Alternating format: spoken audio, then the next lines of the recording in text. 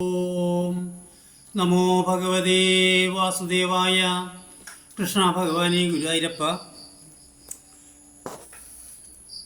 രാവണൻ തൻ്റെ രാജ്യസഭയിൽ മന്ത്രിമാരുമായി കൂടിയാലോചന നടത്തുന്ന രംഗമാണ് ഇന്നിവിടെ പാരായണം ചെയ്യുന്നത്. കൂടെയുള്ള മന്ത്രിമാർ സത്യമല്ല രാവണനോട് പറയുന്നത്. അദ്ദേഹത്തിൻ്റെ കാതിന് സുഖമുള്ള വാക്കുകളാണ് പറയുന്നത്. അതുകൊണ്ട് തന്നെ അദ്ദേഹം സത്യം മനസ്സിലാക്കാനായിട്ട് മറന്നു പോകുന്നു. കേട്ടോളൂ. രാവണൻ പറയുകയാണ്, മാരുതി വന്നിവിടെ ചെയ്ത കർമ്മങ്ങൾ ആരും അറിയാതിരിക്കുകയുമില്ലല്ലോ.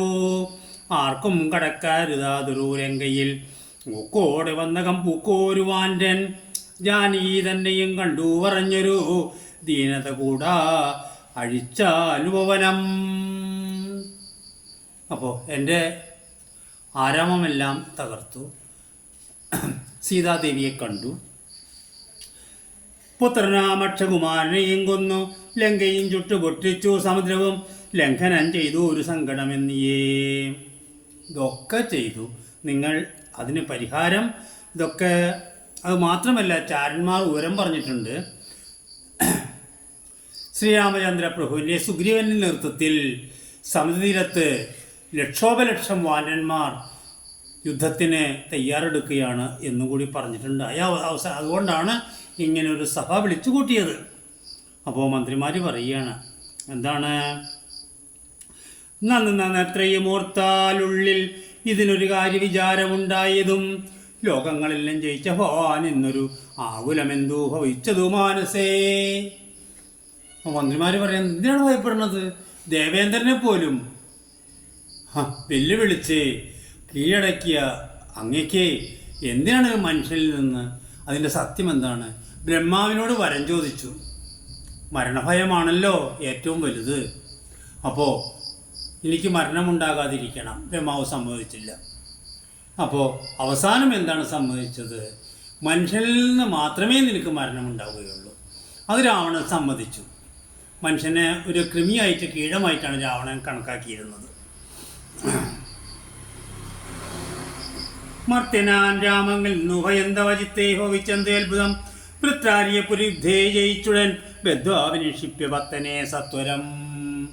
ദേവേന്ദ്രൻ ജയിച്ചു. അങ്ങനെയുള്ള ദേവന്മാരെ ഒക്കെ അങ്ങ് ജയിച്ചു. കാരണം എന്ന് വെച്ചാൽ ബ്രഹ്മാവിൽ നിന്ന് വരം കിട്ടിയിട്ടുണ്ട്. എല്ലായിടത്തും ജയിക്കാൻ പറ്റുമെന്നുള്ള വരവും ദിവ്യാസ്ത്രങ്ങളും കിട്ടിയിട്ടുണ്ട്. ഇന്ദ്രജിത്ത് എന്ന് പറയുന്ന മകനുണ്ട്. ഇന്ദ്രനെ കെട്ടിവലിച്ച് കൊണ്ടുപോയതുകൊണ്ടാണ് ഇന്ദ്രജിത്ത് എന്ന പേര് കിട്ടിയത്.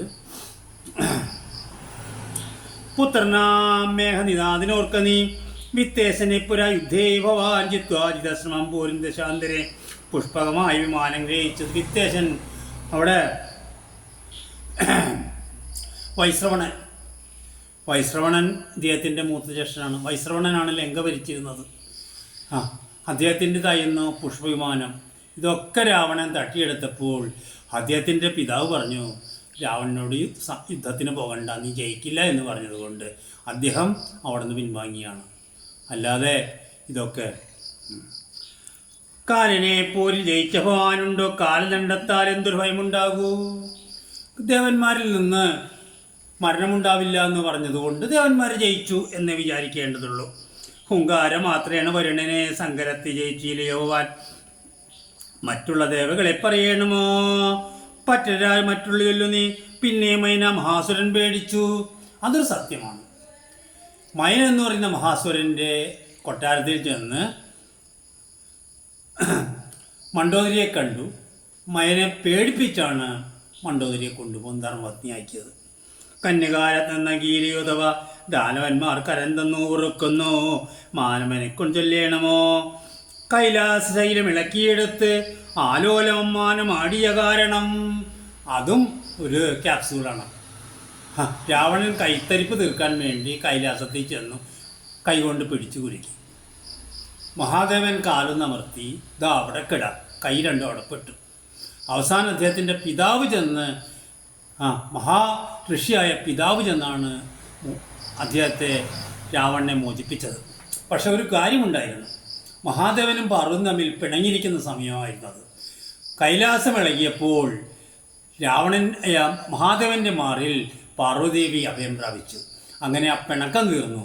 അങ്ങനെ ഒരു കാര്യം കൂടി ചെയ്തിട്ടുണ്ട്. ഈ ഋഷിവര്യൻ ചെന്നതുകൊണ്ട് ഒരു കാര്യം കൂടി ചെയ്തു. ഒരിക്കൽ മാത്രം ഉപയോഗിക്കാൻ പറ്റുന്നതായ ചന്ദ്രഹാസം എന്ന് പറയുന്നൊരു വാളും നൽകി. പിന്നെ സ്വന്തം കൈകൊണ്ട് ശിവലിംഗം നൽകി. അത് അസുരചക്രവർത്തിയായ അസുരഗുരുവിനെ കൊണ്ട് നികുംബലയിൽ പ്രതിഷ്ഠിക്കുകയും ചെയ്തു. പക്ഷേ അതവിടെ പൊടിയണിഞ്ഞു കിടക്കുകയാണ്. അപ്പോൾ കാലാരി ചന്ദ്രഹാസത്തെ നൽകിയില്ലയോ, മൂലമുണ്ടോ വിഷാദിപ്പാൻ മനസ്സിതേ. അപ്പം ഇതൊക്കെ ക്യാപ്സ്യൂളാണ്, ഇതിലൊന്നും സത്യമില്ല. മണ്ഡോദരിയുടെ കാര്യം ഒഴിച്ച് ബാക്കിയെല്ലാം ഇവിടെ പറഞ്ഞ ക്യാപ്സ്യൂളാണ്. സമകാലീന കേരളത്തിലെ സമകാലീന രാഷ്ട്രീയത്തെക്കുറിച്ച് ചിന്തിക്കുമ്പോഴും ഇതൊക്കെ താരതമ്യം ചെയ്യാവുന്നതാണ്. ഓ നമോ ഭഗവതേ വാസുദേവായ. കൃഷ്ണ ഭഗവാനേ ഗുരുവായൂരപ്പ.